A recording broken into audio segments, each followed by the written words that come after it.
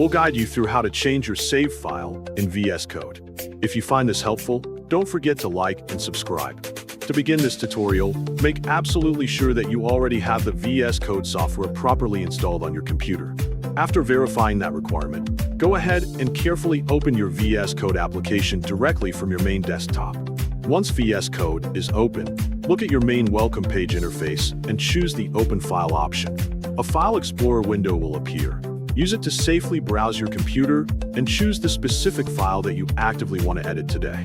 Once the chosen file is successfully opened in the editor, smoothly navigate to the specific line or section of code that requires an immediate update. Make your desired changes by continuously typing directly into the active editor workspace.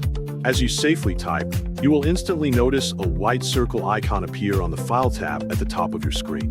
This clear white circle specifically indicates that there are unsaved modifications currently residing safely in your active editor temporary buffer.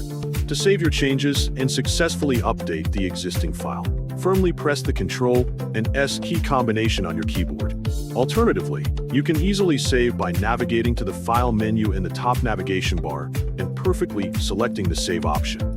If you truly wish to save the modified version as a completely new file without overwriting the original document, select Save as from the File menu instead.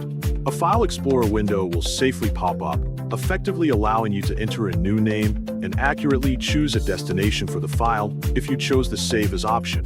If you often find yourself frequently forgetting to safely save your ongoing progress manually, you can effectively enable the autosave feature.